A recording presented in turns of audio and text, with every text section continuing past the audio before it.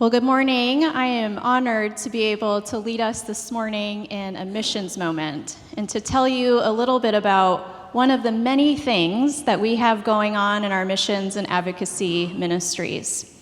I want to tell you about a dream we had in the fall of 2023. A group of Wilshire members began to meet and to listen and to learn to community experts about the state of housing in Dallas. Our goal obviously was to listen and to learn, but more than that, our goal was to use that information to try to help our neighbors. And we birthed out of that our rental and utility assistance program that offers a very low barrier opportunity for those who are struggling with housing security to maybe be able to get over the hump, to maybe not be evicted because they had a medical emergency, to maybe be able to become a little bit more secure in their housing journey. You can read more about this program in your tapestry today and pages 16 and 17. It'll tell you a little bit of the impact of the program. We were able, from the months of April to September, which when we ran out of funds, we were able to serve 43 households. And out of those households, what we learned when we did follow-up calls was that 71% of them just needed that little bit to get over the hump, and they were able to stabilize their housing. So today, what I want to do is not just tell you about the impact of the program to our neighbors, but we also engaged 16 volunteers from Wilshire who met one-on-one with our neighbors and listened to their stories.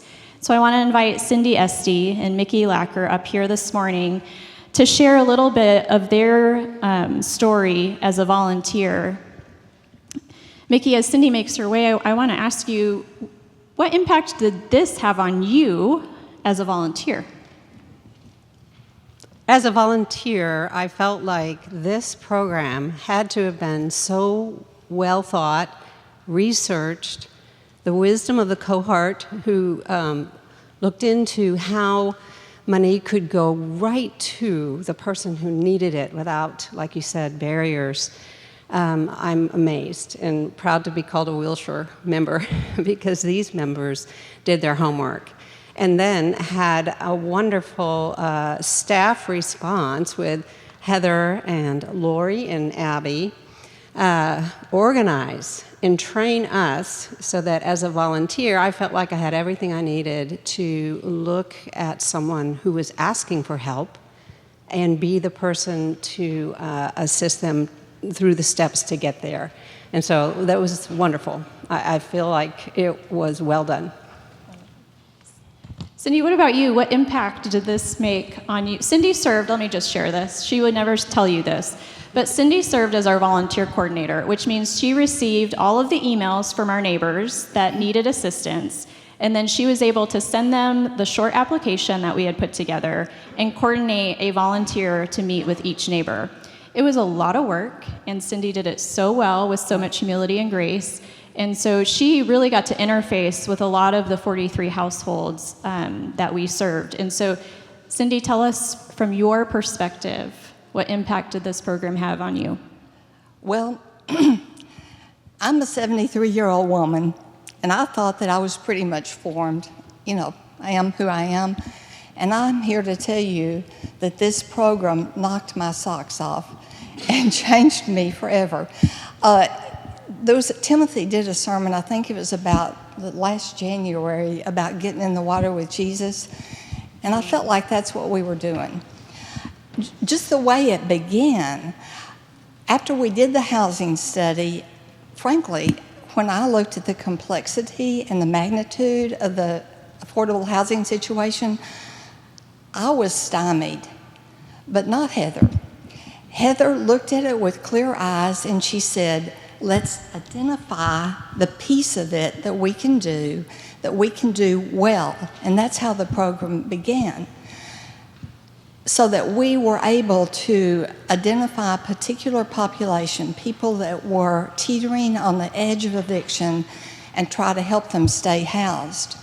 I was moved by the way Wilshire came together to do this new thing. Heather and Abby provided excellent leadership. Lori gave her time to process the checks. Rachel, our receptionist, welcomed people through our doors, and our volunteers who would come and interrupt their days, sit with people, talk to people, listen to their stories, and gather the documentation and write up the rental requests. And we were able to do what we set out to do. We kept people housed with their lights on. And that would have been enough, except something else was going on. And that's because of the God we serve. A God that became flesh, walked on the earth, washed his disciples' feet, and told us to do likewise. I realized about halfway through the program that I was surrounded by a bunch of foot washers. I could tell because of the way our Wilshire people were interacting with the people that walked through our doors. There was no attitude of condescension. There was no one-upsmanship, because people that wash feet understand we all got dirty feet. That's all of us.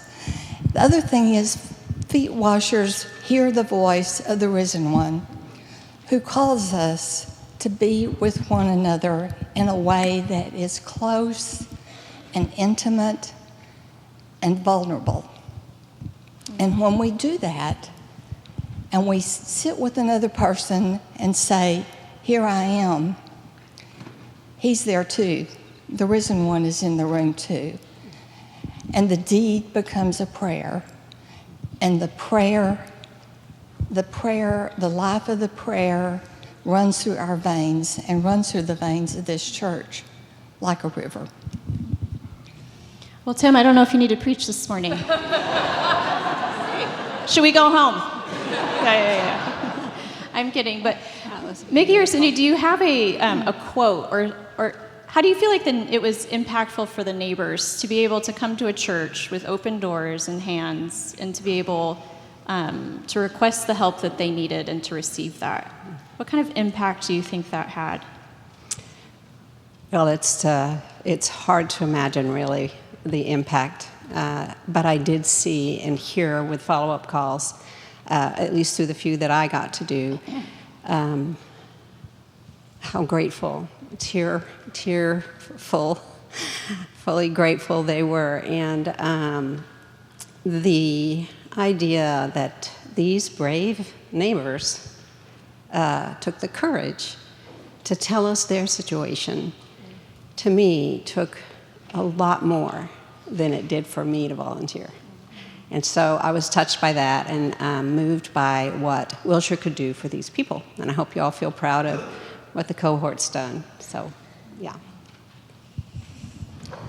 I can best answer that question by telling you about one of the neighbors, the one that moved me most. And I'm going to call her, this isn't her name, but I'm going to call her Cora.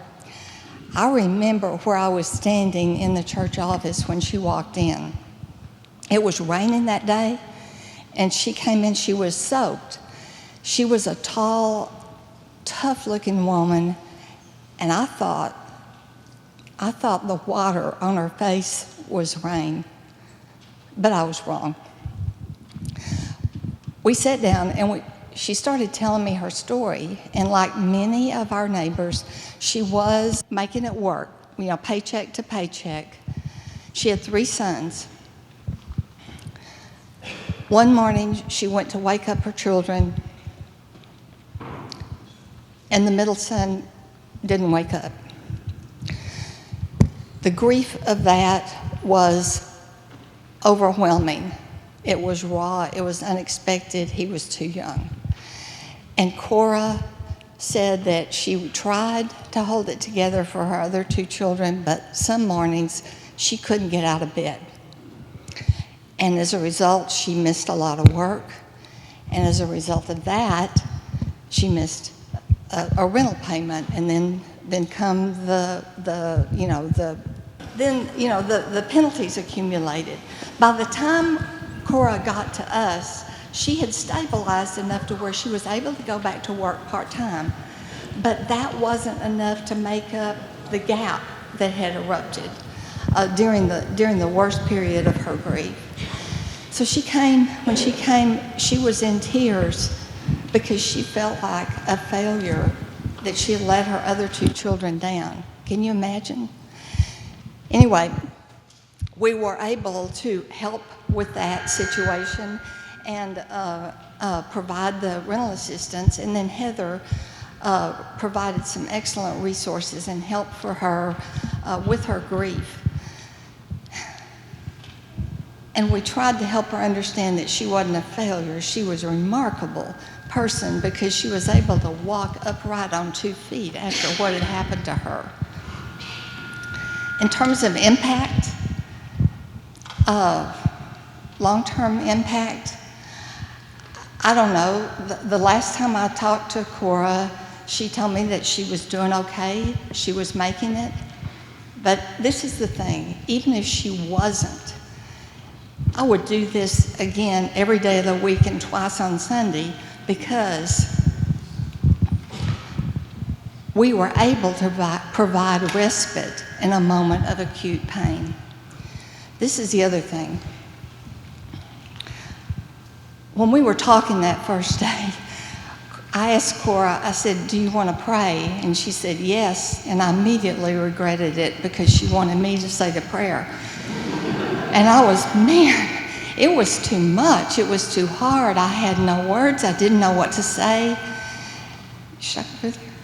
I didn't know what to say. And I prayed the stilted, hollow prayer.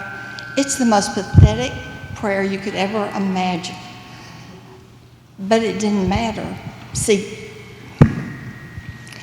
God wasn't waiting for me.